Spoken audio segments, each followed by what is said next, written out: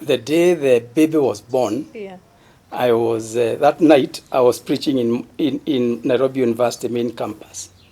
Okay. I arrived at around 1 because I took time to talk with the students and they didn't want them to engage me. So I just relaxed. I arrived at 1 and I can tell she's, she says she's in labor.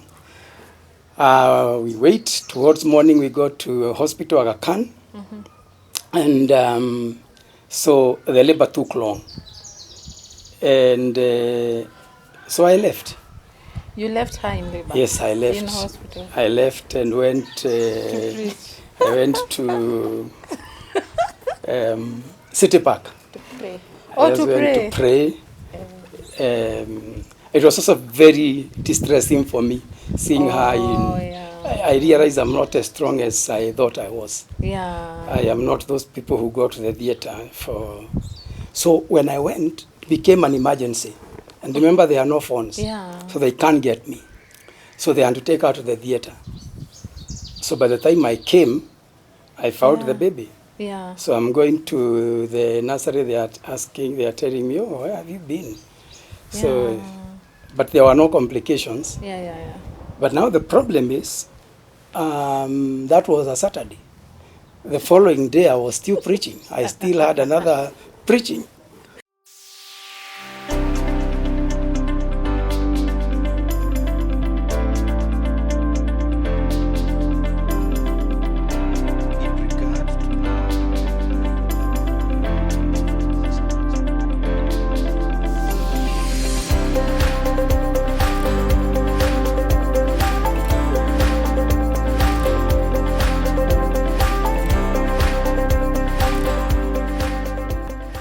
My name is Frida Wasonga and I am so happy to host these parenting conversations.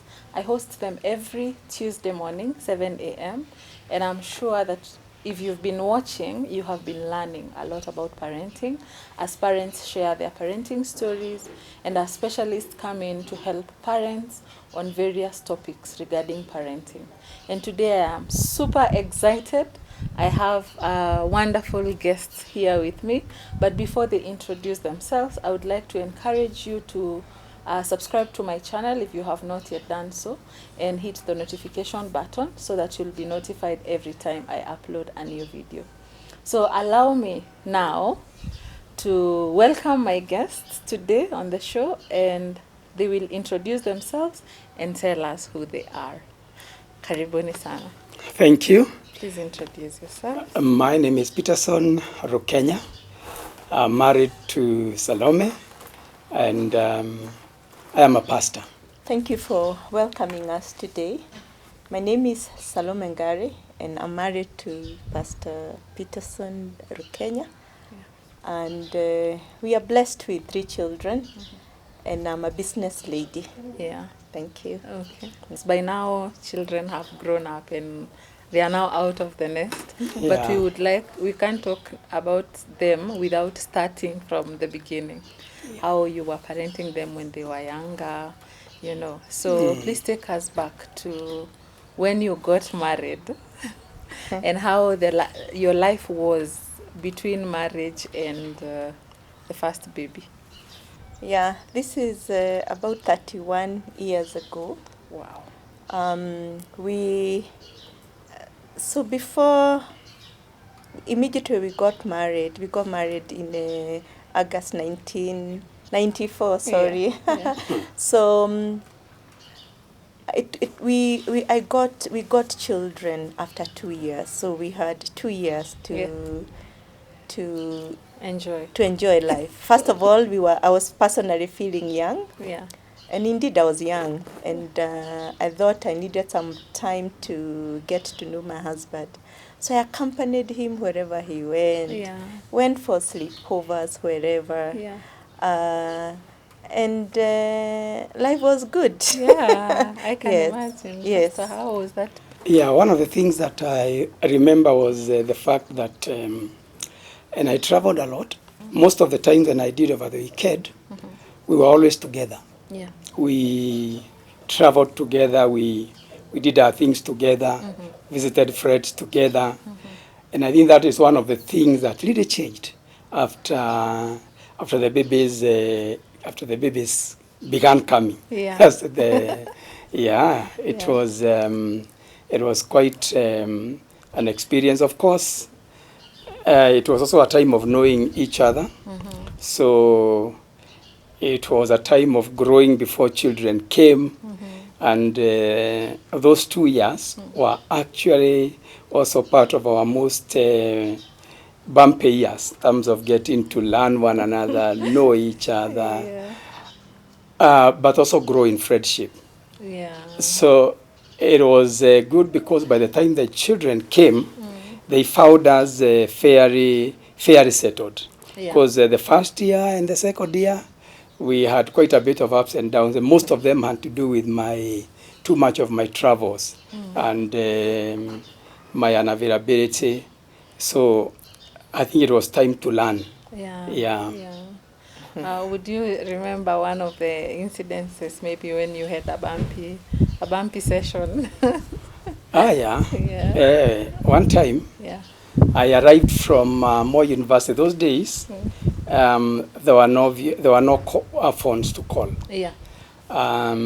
So she expected me to come home alone on Sunday evening or even on Monday morning. I had a car, and I came from Moi University. I think we arrived at 12 or 1 o'clock, and my car was overloaded. We were, I think, 6 of us in that car, mixed gender. Yeah. And I expected them to be given food. We had not stopped anywhere along the way to eat. I expected them to have a place to sleep, and she was going to work the following morning. But the problem is, it was not the first time. So she had asked me, please, if this will happen, tell me before so that we organize. And so it was not a good thing. She was very disappointed. I was telling her, but you married me to serve the Lord, and that made it worse. So those are things at least we dealt with very well before the children came. I personally remember one. I think we on one weekend we were in Wudanyi, Taita Taveta, and then the following weekend, I can't Came remember. from Siaya. Then the following weekend, we went to Taita Taveta. So because I used to be left out a lot, especially in Siaya, we discovered that people had not really organized on where we should sleep. So he's been going, so I have this weekend to be with him. Then there is nowhere to sleep. And one of the things that really made me unhappy is when he thought I would go and sleep with the girls. And I refused. And he was sleeping in a classroom alone. And I just decided I'm going to sleep in the classroom. With him.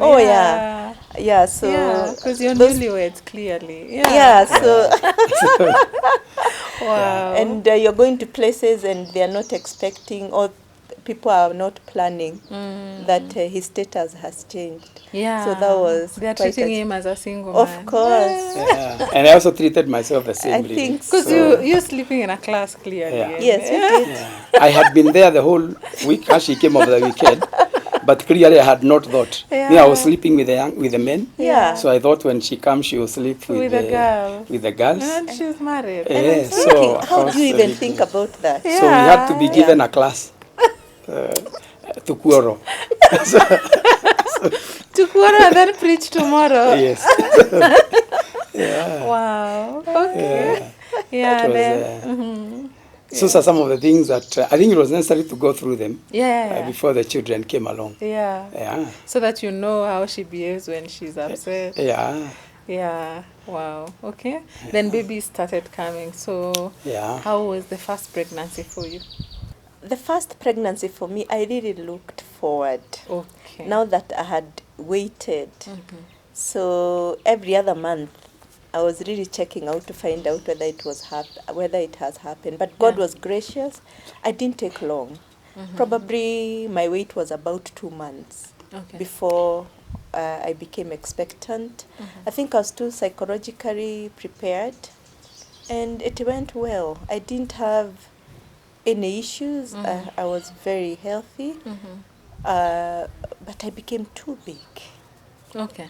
I had a very big baby because I delivered a 4.25. And I worked till the last day, Yeah. and the baby came on the EDD. Okay. And basically, I didn't have issues. Yeah. And I was happy to have my first child, Yeah.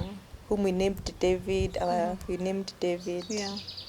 Pastor, Yeah. how was the news that we are expecting? How did you receive it? Oh, exciting, Yeah. very exciting. But I really did not expect my life to change. I expected my life to continue, Yeah. and I was busy. Yeah. I had left my my work Okay. to found a ministry. That's when you got married, or earlier? Yes, by the time I got married, around the same time I got married. Okay. So because I really ventured into ministry the same year that I got married. Yeah. So I was busy setting up ministry, and I was traveling all over. I did not expect that to change. Yeah. So one of the big problems was when she was expecting, I wasn't very much available. In fact, the day the baby was born, Yeah.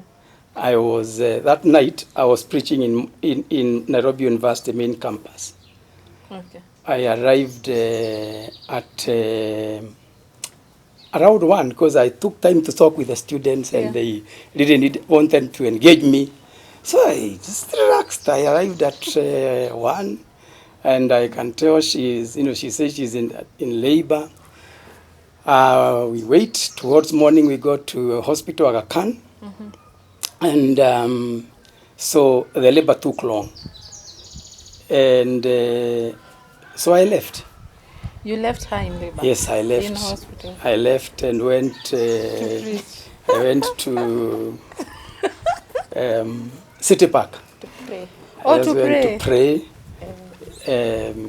It was also very distressing for me seeing her in. Yeah. I realized I'm not as strong as I thought I was. Yeah. I am not those people who go to the theater for. So when I went, it became an emergency. And remember, there are no phones. Yeah. So they can't get me. So they had to take her to the theater. So by the time I came, I found the baby. Yeah. So I'm going to the nursery. They are telling me, "Oh, where have you been?" So, but there were no complications. Yeah. But now the problem is, that was a Saturday. The following day, I was still preaching. I still had another preaching.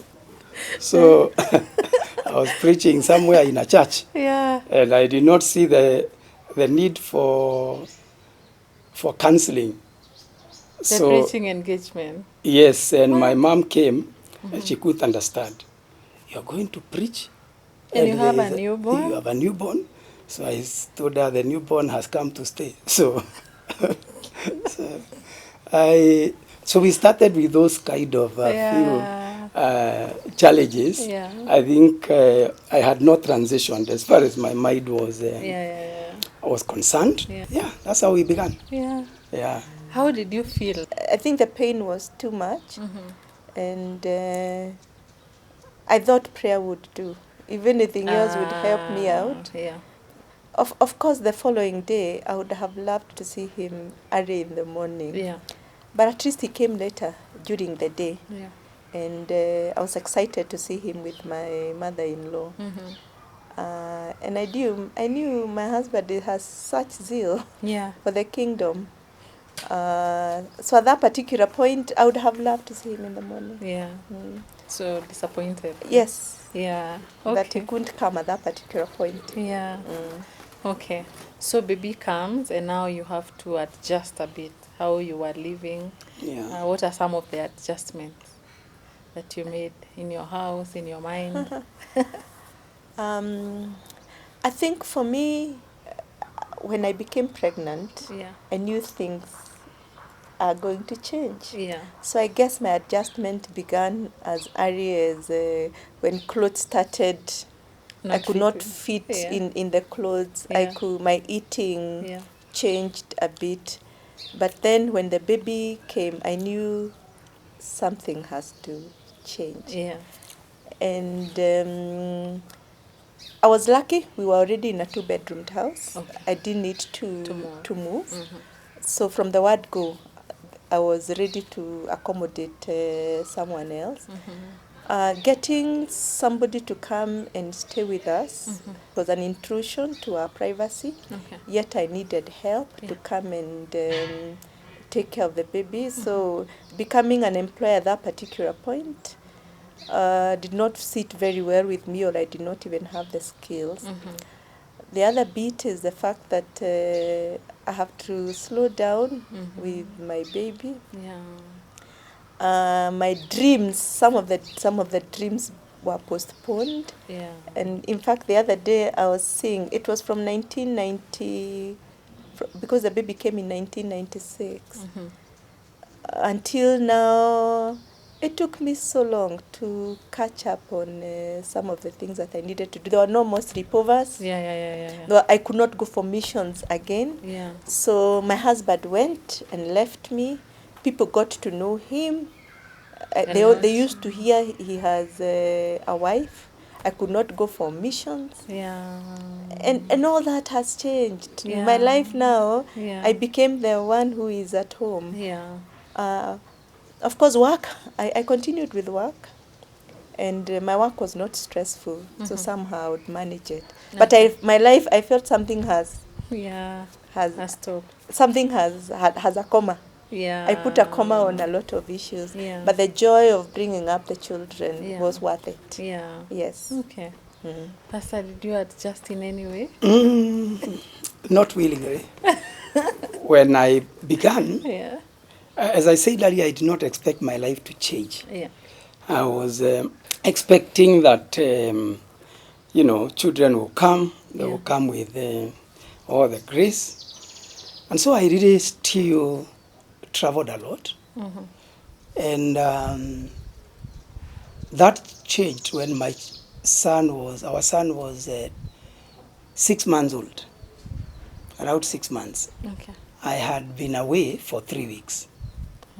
I was out of the country. So when I came home, he actually refused me. He rejected. I could not hold him. He cried. And he cried so much. Up to that time, he was sharing our bedroom. But he couldn't. Because there's a stranger. He's a stranger, so he could not enter that bedroom. He would enter and cry. So that's the way he left our bedroom. That was also a blessing. I went, changed the bedrooms, and the coat was changed to the other room. And that was that. So it took maybe 2-3 days of just being in the house for him to accept this stranger. That affected me badly, very deeply. That's how actually I started changing and giving time and realizing I have to create time for my son. I had to be deliberate in creating time. So that's why I say my change was almost forced by circumstances, I had a collision with reality. When your own son thinks you're a stranger. And then now other babies came. Do you remember anything unique about their pregnancy and adjustments? There wasn't a lot of change. At least for the second one, we could still be able to accommodate them. But I think my adjustment came on the third one. When now we were 3. By that time, I think I had already changed jobs. I was in a more flexible job by the time we were getting the third one. I discovered we need bigger room to accommodate. By that time, when I'm getting the third one, I could see now this is a boy. The boys need their privacy, and immediately we needed to move to a 3-bedroomed house to be able to bring up boys and girls separately. That I would say was the biggest change for me when I thought about now that I have 2 girls and 1 boy.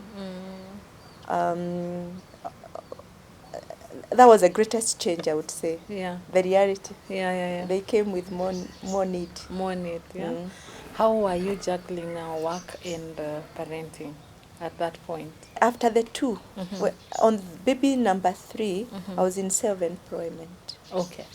So there are a few things I didn't like the way I did with the first 2. I missed milestones that like I could not go to school, always asking for permission. There are issues. There were things that I needed to see, or when you don't have a helper and you need to go to work. So at times you end up getting somebody you would not have chosen if you had opportunity. Now by baby 3, I was good.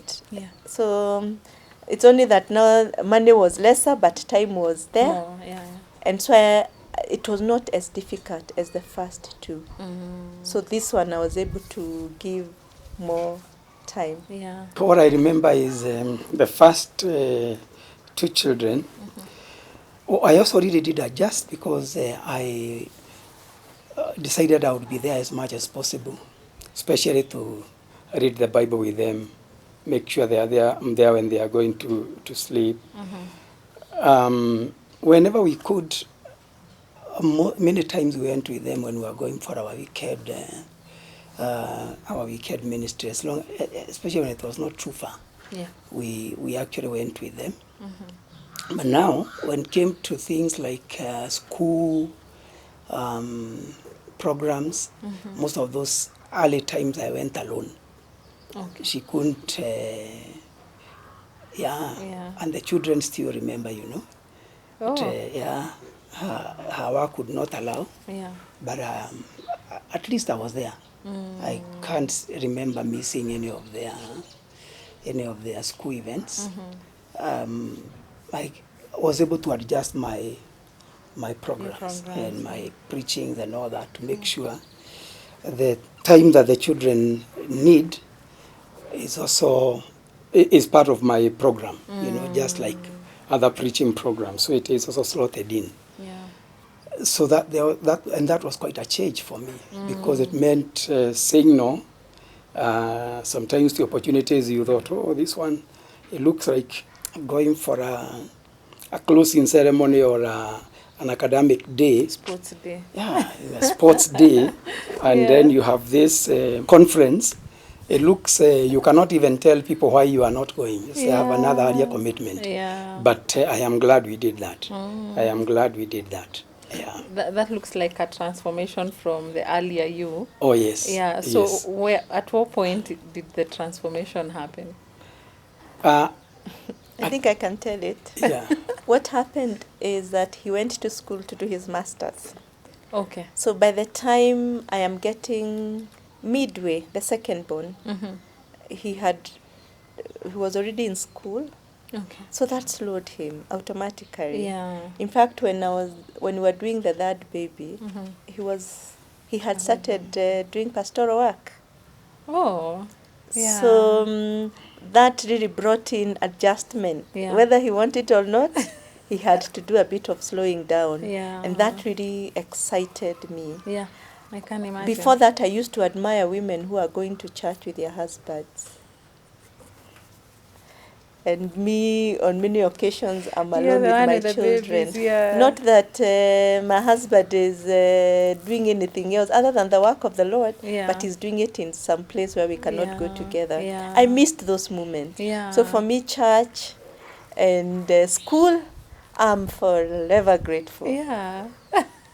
It put the brakes and brought him. I think we went back to gear 1. From gear 6, it was very great, and I experienced my marriage also shifted. Okay. By us being able now, being spending more time together. Yeah. Parenting together. Yes. So it was like a mini honeymoon. You could say that. Yeah. Wow. Yeah, no wonder it's you who remembers it so vividly. I remember Yeah. it so vividly. Yeah. I always think I'm the one who decided to change. No. It was a bit that's the memory I have. circumstantial. Yeah. Like I had this, Damascus moment, and Oh, I yeah. changed. All right. And it was beautiful because at that particular point, it is when kids, like my son was about 5, thereabout. The others are young. Yeah. He is in school. He did most of the spiritual nourishment of the children. He gave us family values, Wow. which were written, Yeah. and those who could signed. Wow. They could go with them to school. Yeah. Over that time, he even did mugs with the family values, Okay. and they were put in there. So I was thinking, hey, school has done such a thing Yeah. for my children. So he bought Bible stories. I think for him being in school, the kids were also reading. Oh, my kids read and read Yeah. and read volumes of books. Yeah. He's a better reader than me. Okay. So that's why I remember it. There was such a shift, and it was good it happened at a very critical time for our children. Yeah. I remember one time my daughter, who in Form 4, she did CRE. Okay. She told me she never used to read because all those stories she had read them at home. So why do Rook? She had all those stories in her head from childhood, Yeah. and it was Thanks to Dad. thanks to that. Yeah. Yes, Wow. you did very well then. Yeah. Probably you have a different Damascus experience. When now she explains it that way, Yeah. I can see it. You can relate. But what I can also remember is I was also not happy with myself. Yeah. So it's really not because I went to school that I changed that much. I think I was also becoming very disappointed with my inability to give my children that which I thought I should be doing, and perhaps feeling I don't know how to go about it because my program was did not seem to allow that. Yeah. So going to school, I agree with her, was what God used to, and then going into pastoral ministry. Yeah. Yeah. Wow. Yeah.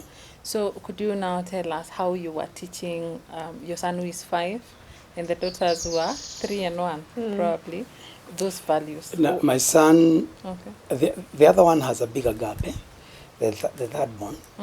So she came when the brother was almost 7, so there is a gap there. Okay. So it's 7, 5, 1. Yeah.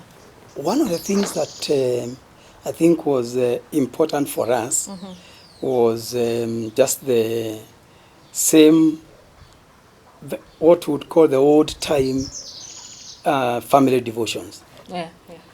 That we did very, very religiously. Every evening, and the children did not know, even now, they don't know any other way of dealing with their evenings. Yeah. There has to be a Bible study. But what we did was to try and make it exciting, other than just a Bible reading. So we would not read the usual Bible, would use their Bible. Okay. So we use the children's Bible. So we would read in terms of Bible stories. Yeah. And we had this that would begin from Genesis to Revelation. And so we just do a story, and they don't want you to stop in the middle. Yeah. Every day. Yeah. And then pray, allow them to ask questions. Yeah. And they had many questions to ask. Yeah. And I think the other thing is that I made books available and made sure they were where the children could reach them. So they read all manner of books, Christian books. Yeah. They were not too good with the screen, so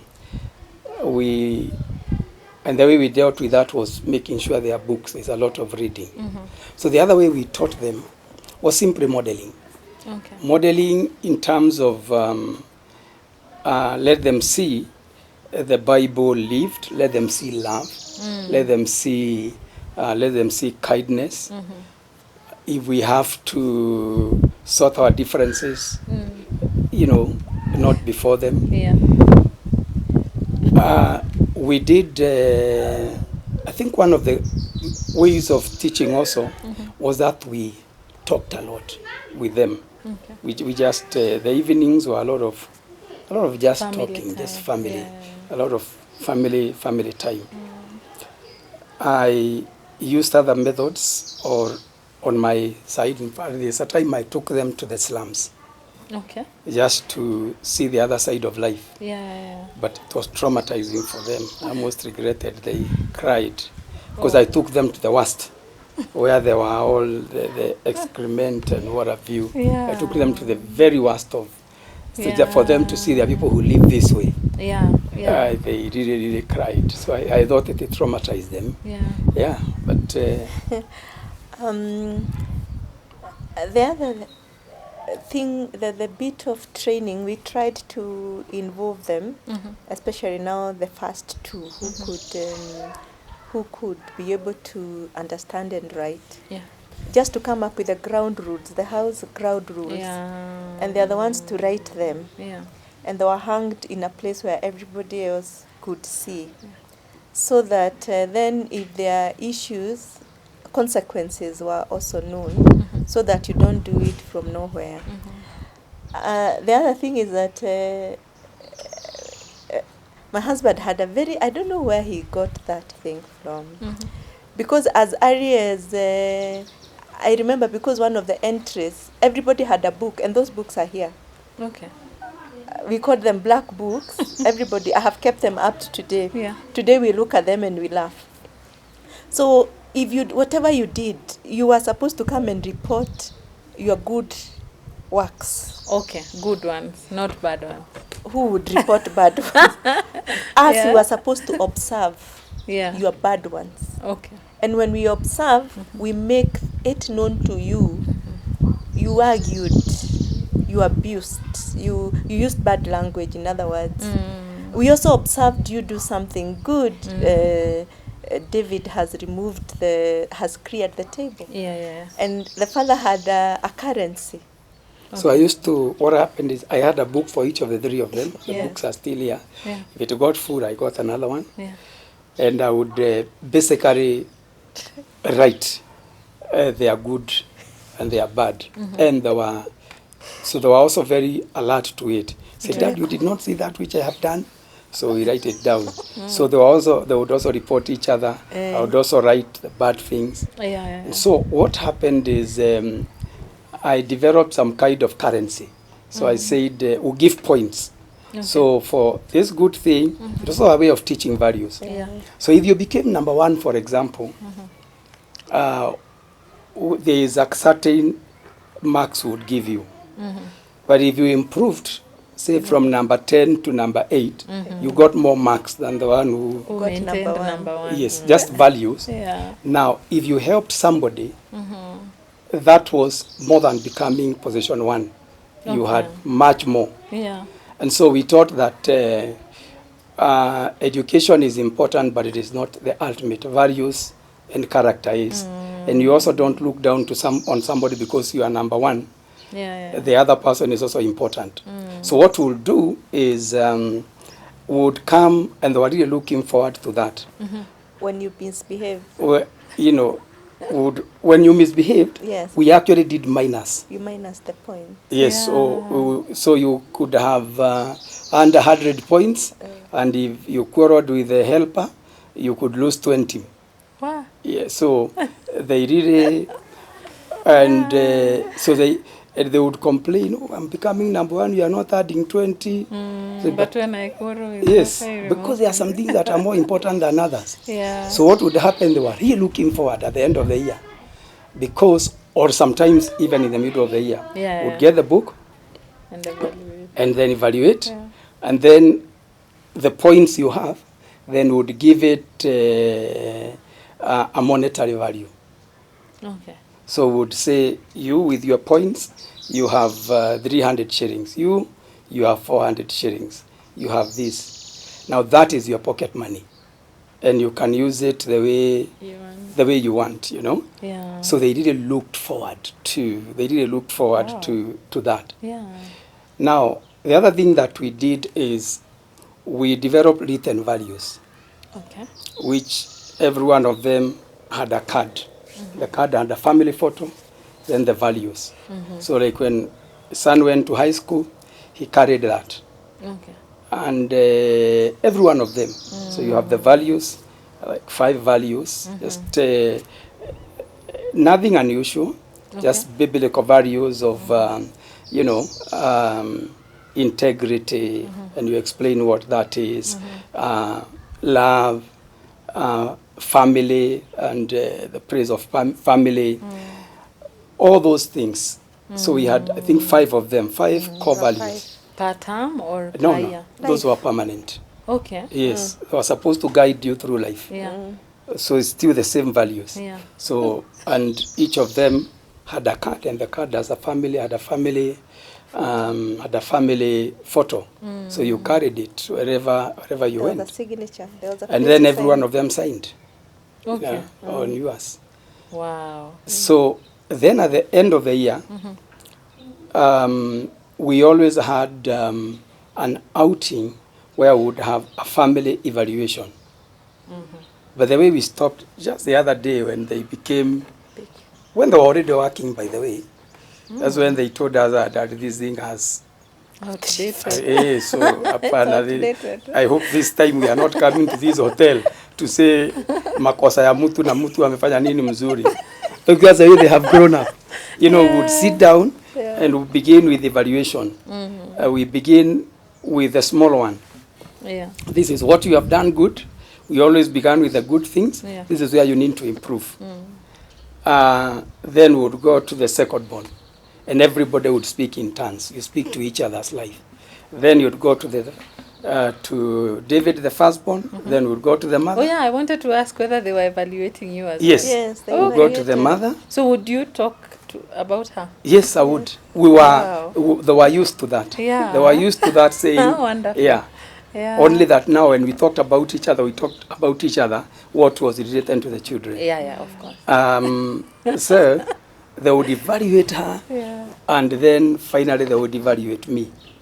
I knew they had grown up the time they started seeing my mistakes, because before that, Yeah, you were perfect. everything, I was perfect, and the mother had all the mistakes. So when they started now saying, no, Dad, 1, 2, that's when I realized they are growing. Yeah, they can see the Yes, mistakes. Yeah. yes. So Wow. that's one of the ways we taught values to them, and up to today, I think that is one thing that has really defined us as a family. Yeah. It's not very difficult for us to talk and say, I'm not happy with this. The children can sit us down and say, and they have done that. Yeah. There's one time when we went home, and they were preteens, they were not teens yet. Went home in the evening, and we found them all at the table room, the 3 of them. Waiting for you. Yes, and they said, how are you? They are not talking much, so we want to go to the bedroom to change. Say, no, Dad, Mom, you cannot go to the bedroom. Okay. You sit here. I said, what Wow. is the problem? We're wondering, is there anything wrong? Yeah. Do they have a problem with the helper? So is that. They said, we have problems with you that we need to talk now. I said, Okay. so can we eat supper first? No. No. We sort Yes. out issues. Yes, so they began with her. I was the problem. So they said, you don't. So they said, David said, I have been reading books from your library, and I have read James Dobson on the parenting. That I have read the whole book. And Mom, you are not following any part of that book. Or maybe you have not even read it. You are not following any part of that book. Yeah. So he has these points. You are shouting at us. You are this, you are this, you are this. What? So then I'm thinking, oh, very good. I think it It's is the Mom. mom. And they came to me and said, Dad, some things have changed. you have become too busy for us. Yeah. The way you used to be available, talk to us, read stories. Actually, from Friday, you are very fussy. As you Friday, you don't want anybody to talk to you. Saturday, Because you're preparing for the Sunday sermon. you're very fussy. And that is the time we are not in school. Yeah. And you don't want us to talk to you. That is wrong. So Yeah. they talked. And so we have grown up like that. Yeah, being just sit down, evaluated, yeah. could evaluate us. Because now they have seen us evaluating one another. Yeah. Yes. So Wow. that's the way I think we taught values. Yeah. Oh, that bit of course I was accused, and it was true, to discipline when you are annoyed. He was particularly unhappy with that aspect of myself. And I agreed with him. Yeah. And it's true, I had Yeah. not read Gibbs Thompson. So you promised to correct? Or? Yes. Yeah. Yeah, we do. And to make serious changes. Yeah. I made some adjustment. Yeah. I discovered as a person I was not as patient. Okay. Probably because of the way I was brought up. Discipline was there. So one of the things that happened is I decided henceforth, if there are discipline issues, I will wait until the father comes. Yeah. He was always calmer than me Yeah. and more level-headed Yeah. when issues arose. So I decided on that bit I would rather just keep quiet. Of course mention it, but leave him to do the real thing that needs to be done. He did it much better than me. Yeah. Yeah. So now while we are at discipline, who was the... It sounds like you were the disciplinary, or no, Mom was before. Yes, I The was. disciplinarian? And how were you doing it?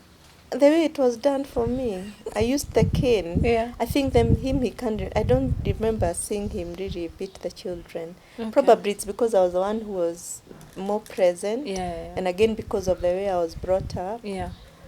I was the main disciplinarian. Yeah. But when I was sat down, I eased a bit, and I left him to really do much of it. I step aside. I do not allow just things to happen. I would allow myself to talk more. But he would make the decisions. He was a better decision maker. Yeah. In terms of what we should do. Yeah. And even now he is. Yeah. He's more level-headed in terms of when it comes to discipline more than me. Yeah. What influenced that way of disciplining? She was brought up by a good dad, but extremely authoritarian rather. Extremely. For me, it was the exact opposite. My dad especially used a lot of negotiation. Okay. He would sit us down and he would actually discuss with you.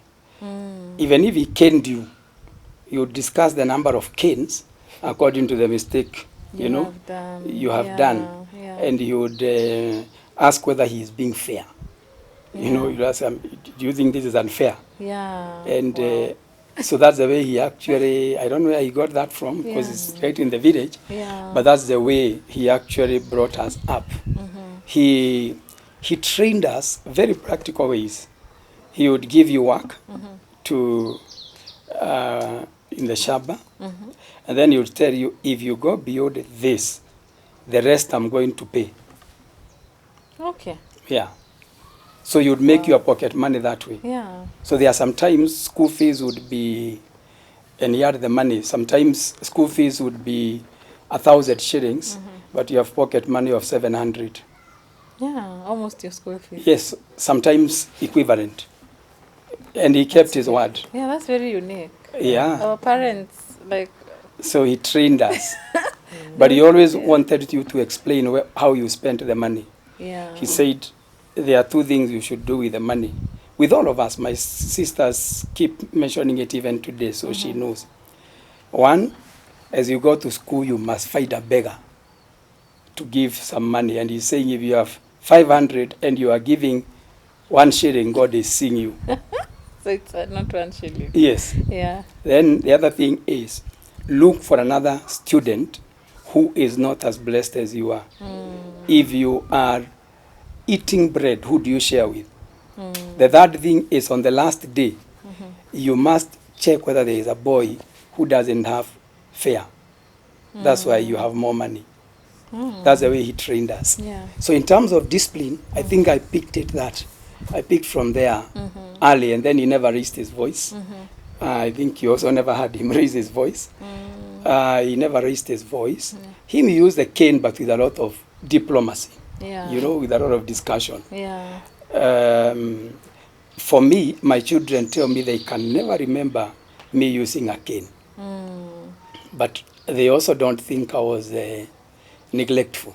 So because we used other methods of discipline. Yeah. Yeah. Okay. Yeah. So then, would you say that how we were parented actually influences how we parent? In copying what your dad did it affect your children in any way, positively or negatively? I think generally positive. Yeah. But although they say she was tough, I like that balance. Okay. You know, I like that balance because for me, although I come from that old school, I was too much against the cane. Okay. My mother used the cane, and she used it like World War III. It was, you never knew what is hitting you and for what reason. And where is being hit. Or why. Sometimes she would explain later, and that she beat all of you because of the mistake of one person, or a mistake she remembered you did 3 days ago. You know? So I grew up then not wanting to treat my children that way, and then it was reinforced by my dad, who was very diplomatic. So it was positive, but I also think that her toughness and you know, for her, they knew that if something has to do with mom, you got to do it right, you know. So I think that complemented. That complemented. As much as they didn't like her style, I think it complemented a lot. It did. Yeah. No, it's true. The way you were parented has a way of affecting you. I think now hindsight is you take the positives and your positive experiences, you should move ahead with them. And really try to know that you are exposed to also the negative ones, so that you don't use them on your children. At least for the bit of the positives, yes, I adhere to the rules. I'm a more of a program person. I want things done in a certain way. Yes, I could go closer to a perfectionist, and that does not work very well with children. For example, some of the thing is writing on the wall. And it was a no, because at home you could not write on the wall. And so when they tried, I made them clean. And Dad is saying, don't worry. I want that wall. In fact, they were white. I don't even currently have white walls. But you only needed to write the first. And I make you clean and you wash it, and you'd not write on there again, and we have to give you alternatives on where you'd write, and they were not happy. Those were not happy moments. Or the kids have to wake up, they have to sleep at 8, and you have to go to bed whether you want it all or not. After all, when I was growing up, we were in bed by 7:30 as grown-ups. So if grown-ups were in bed by 7:30, what about children? Now you can as see you were in bed. In fact, that was one of the conflicts in marriage when you got married. She came home and she was so shocked that we eat at 10. The food has been ready, but we are taking tea, waiting for 10. To eat. And then my dad, when I start talking with my dad, would talk until morning. Me and my dad would talk until 3. So sleeping. So the children would want that through. They say, no, we want dad to tell us stories. And I had a lot of stories to give them. So and then she would say no. You, We have to be in bed yes, by when 8. schools close, you can add the time a bit for the stories. Yeah. But for now, 8 o'clock. Yeah. Yeah. So, yeah, so discipline was in those particular aspects, in the formative years, that you have to make your bed and stuff like that. Yeah. And I don't think it is any mother is clapped for maintaining those kind of rules in the house. Yeah. And I keep saying, of course, the kids are more with the mother. So the mother is the one who has a tendency to see most of the indiscipline. And to set boundaries. Oh yeah, and when the father comes, they are ejoric. So the father can think, The mother is mistreating. of course. Yeah. We see the real thing. Yeah. In fact, I remember somebody telling me how I have a good son, and I said, yes, he's good. Lakini, in fact, I said it in Kiswahili, utoto wake ni mimi ninaujua. And that time he was already in the university, and somebody is telling me how I have a good son. Yeah. Lakini utoto wake ni mimi. Ni wewe unaujua. Yeah. Yeah. I would like to ask, is there a time that you told them to do something very tough, in a very tough way, and they went to dad and dad said, relax, you don't have to. Not once. Yeah. Like which one? How come I can't remember? Oh, they ran to you. They ran to you many times, especially in terms of sleeping time. At times I don't want people to eat chips.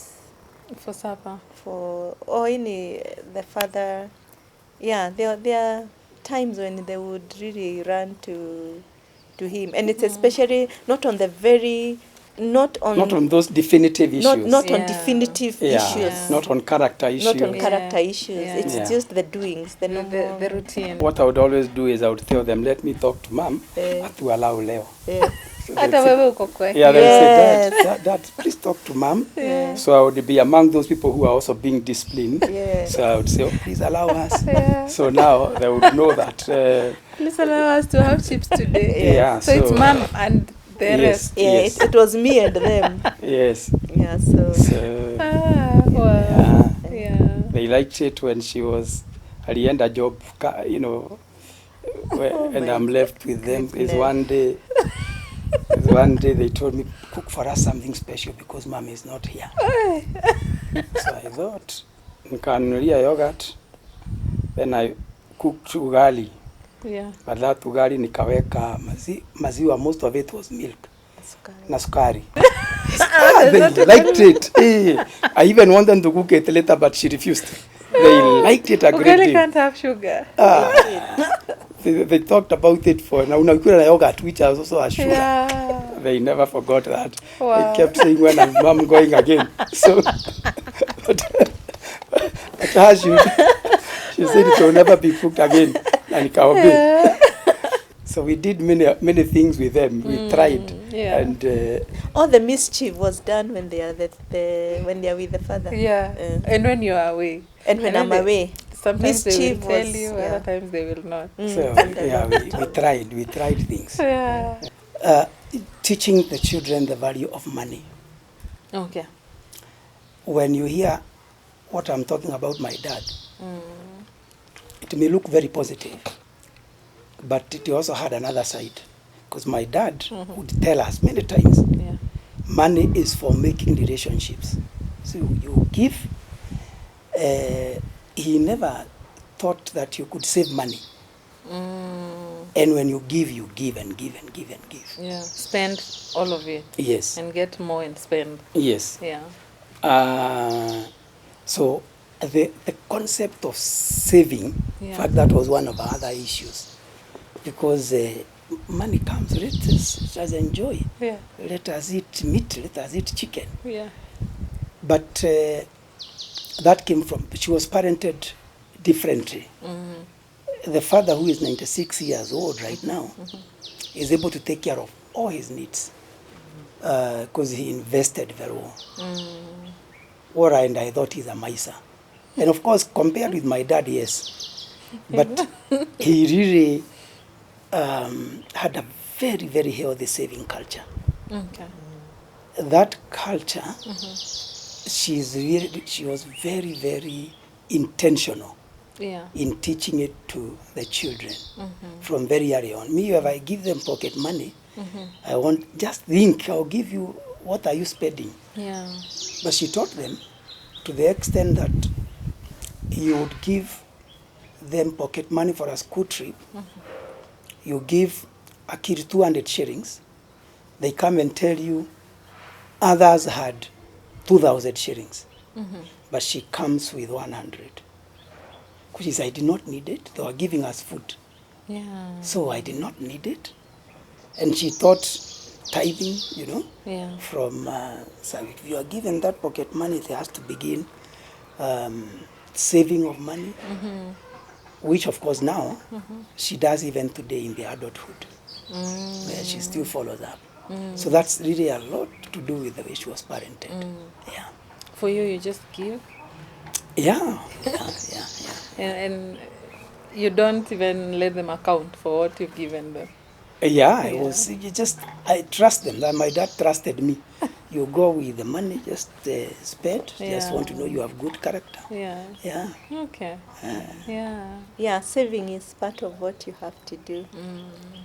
And I've not stopped even in their working. As soon as the first salary came, people had to do some, what do you call it, money market. They put money aside. And I could not just do it. I had to show them my accounts Okay. on the money that I have saved, Yeah. so that they don't think you're preaching water and drinking and taking wine. Yeah. So that is something positive I would carry on from my dad. I wish I would do as well as him, because what we get, there is bread and there is seed. Yeah. It is biblical also to put aside for the rainy day. Yeah. So I think that is one thing very positive that I think I carried on from my dad. I hope you're enjoying the conversations, and thank you so much for watching so far. We have Pastor Rukenya and his lovely wife, Salome, and they have been talking about parenting. The first part, we've talked about how they parented their children when they were young and toddlers.